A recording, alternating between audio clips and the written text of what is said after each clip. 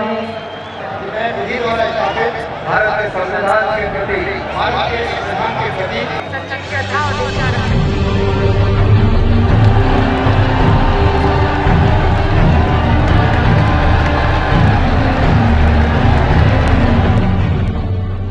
ये एक ऐसी सरकार थी जिसका मकसद राजनीति करना नहीं, राजनीति को बदलना था।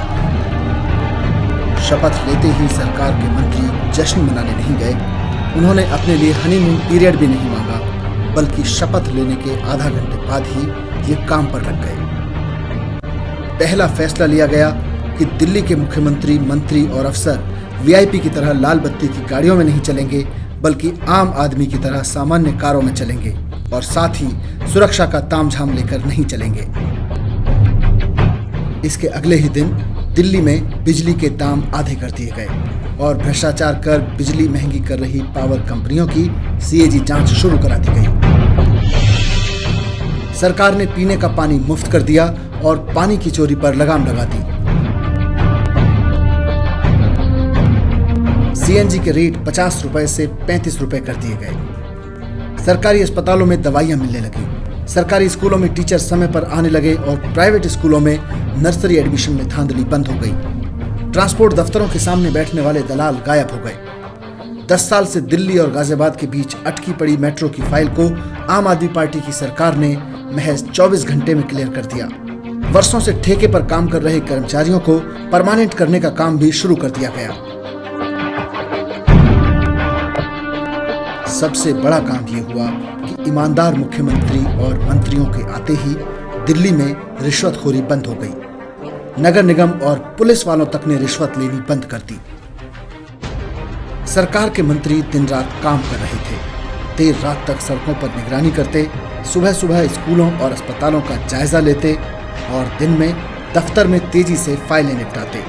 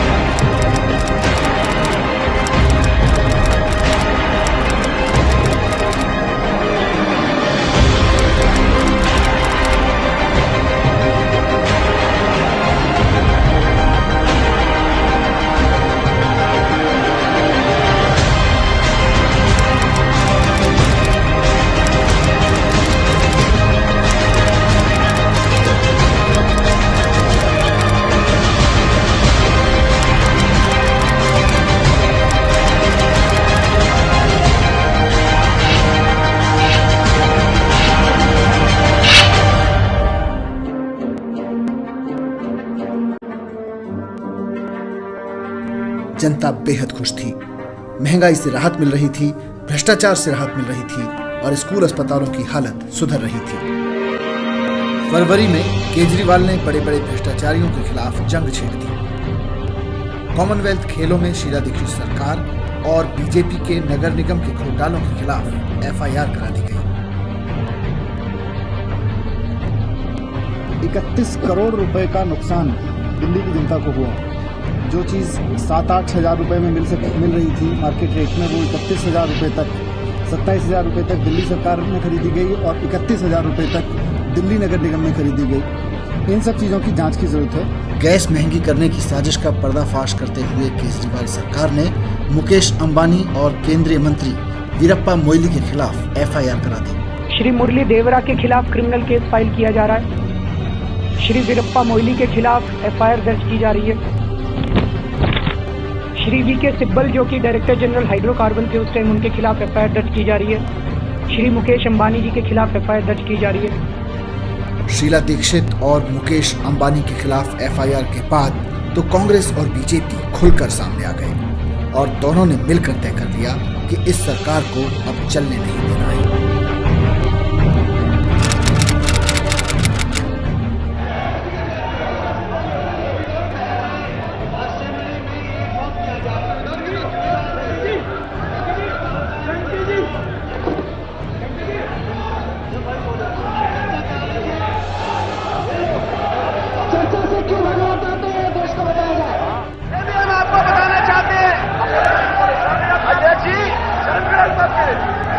सरकार के हर काम का विरोध कांग्रेस और बीजेपी मिलकर करने लगे।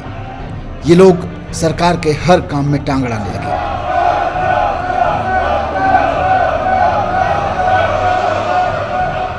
विधानसभा में कोई चर्चा नहीं होने देते थे।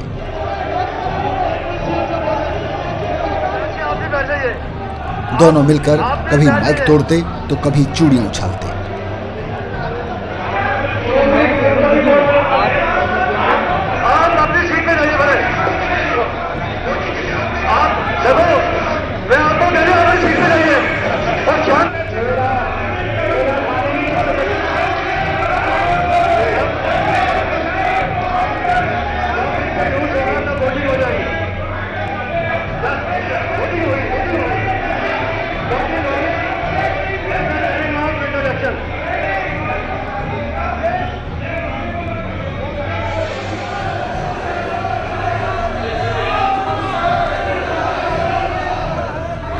विधानसभा में हर काम में सरकार अल्पमत में होती थी, क्योंकि सरकार के पास 27 विधायक थे और बीजेपी कांग्रेस के पास मिलाकर 40।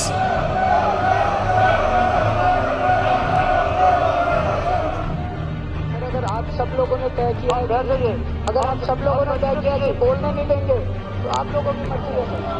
मैंने पूरा संविधान पढ़ा, कहीं भी ये नहीं लिखा हुआ कि अगर किसी विधायक की बात ना मानी जाए तो उसे माइक तोड़ने का अधिकार है, कागज फाड़ने का अधिकार है। इस संविधान के लिए मैं अपनी जान तक देने के लिए तैयार हूं।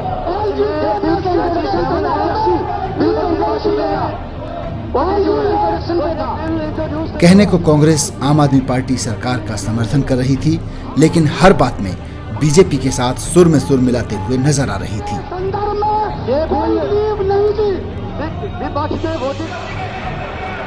कांग्रेस और बीजेपी के 40 विधायक 27 विधायकों वाली आम आदमी पार्टी सरकार का कोई काम विधानसभा में होने नहीं दे रहे थे।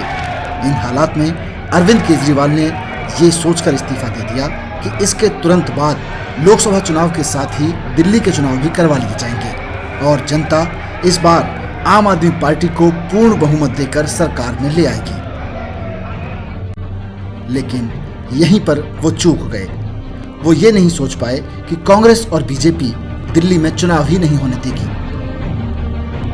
इस फैसले से जनता दुखी हुई। ये शायद देश की पहली सरकार थी जिसके इस्तीफे से जनता दुखी महसूस कर रही थी। जब काम करना नामुमकिन हो गया तो मैंने इस्तीफा दे दिया। मैंने सोचा आज मैं इस्तीफा दे रहा हूं, कल दिल्ली के चुनाव होंगे, जनता 50 सीट देगी तो 5 साल तक काम करके दिखाएंगे। दोस्तों, हमें क्या पता था कि ये चुनाव ही नहीं करवाएंगे, राष्ट्रपति शासन लगा देंगे और चुनाव से भागते रहेंगे। हमें क्या पता था? वहां हमारी गलती हो गई भाई साहब। हमें जनता से पूछना चाहिए था इस्तीफा देने के पहले, और हमें यह भी समझना चाहिए था कि ये शांति नहीं है, राष्ट्रपति शासन लगा देंगे। भ्रष्टाचार और महंगाई के खिलाफ अरविंद केजरीवाल की जंग जारी है। केजरीवाल जनता के बीच में है और जनता केजरीवाल के साथ। ठीक है, उसने इस्तीफा ही तो दिया है, पर उसने चोरी नहीं की, भ्रष्टाचार नहीं किया, महंगाई नहीं बढ़ाई, उसने देश को नहीं लूटा है। लोग आज भी केजरीवाल सरकार को याद करते हैं। दिल्ली के हर नुक्कड़ चौराहे पर लोग उन 49 दिनों की सरकार को याद करते हुए मिल जाएंगे। इलेक्ट्रिसिटी का दाम कम हो गया था, है ना, सीएनजी का दाम कम हो गया था, पेट्रोल का दाम कम हो गया था, पानी सस्ता हो गया था, बहुत जगह तो फ्री हो गया था, और सब्जियों का दाम, सामान का दाम काफ़ी कम हो गया था। मतलब हम लोगों के लिए तो बहुत अच्छे दिन थे उस समय। भाई साहब, बंदे ने महंगाई तो कम कर दी थी, दिल्ली में बिजली सस्ती कर दी थी, पानी फ्री कर दिया था, सीएनजी के रेट कम कर दिए थे। एमसीडी और पुलिस वाले जिस हिसाब से कार्य पहले कर रहे थे उस हिसाब से 49 दिनों में बिल्कुल नहीं दिखाई दी। उससे पहले वो आते थे, खाते भी थे और लेके भी जाते थे, लेकिन उनको कोई रोक टोक नहीं थी। लेकिन 49 दिनों में हमने ये दूर दूर तक नहीं दिखाई दी। जैसे ही 49 दिन की सरकार ये गई, उसके बाद ये 49 दिनों का भी हिसाब लेने आए, बाकायदा लेके भी जाते थे और खाते भी थे। सरकार के इस्तीफे पर लोग भले ही नाराज हुए हों, लेकिन हर आदमी मानता है कि केजरीवाल और उसकी टीम ईमानदार है, उनकी नीयत साफ है और वे बड़े से बड़े भ्रष्टाचारी से टकराने की हिम्मत रखते हैं। मैं दुबई से जॉब छोड़ के आया, छोड़ के आके पार्टी ज्वाइन करी, सारा कुछ किया। जब इन्होंने रिज़ाइन किया तो मुझे भी बहुत लगा था, बहुत बुरा लगा था। मेरे को भी फील अंदर से आ रहा था कि मैं भी पार्टी छोड़ दूँ, बट पलट के देखता हूँ तो दूसरा ऑप्शन भी नहीं है और ऑप्शन है ही नहीं वैसे, तो इसलिए आज भी मैं इस पार्टी के साथ हूँ। लेकिन हम चाहेंगे ऐसी 49 दिन की सरकार दोबारा है, 5 साल के लिए आए, ताकि ये शक्ति इनके ऊपर दिखाई दे।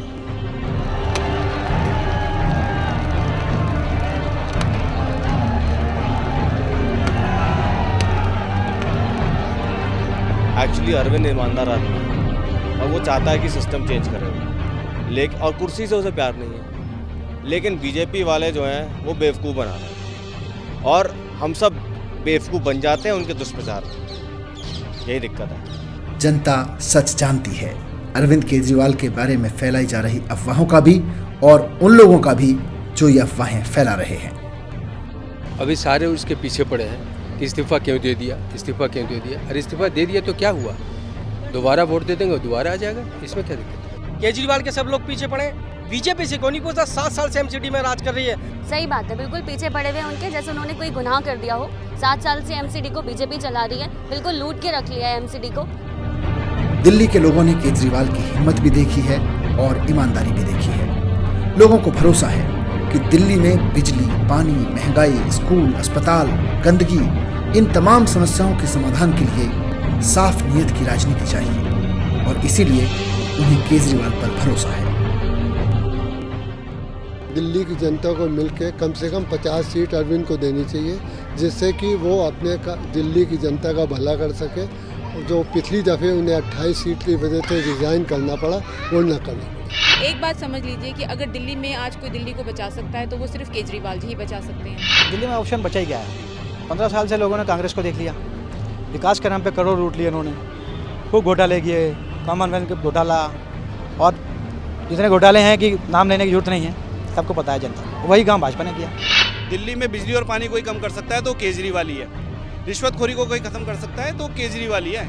एक बार उसको लाना पड़ेगा। ऐसा ही साफ सुथरा इंसान जो है वो भ्रष्टाचार पे और महंगाई पे झाड़ू लगा सकता है।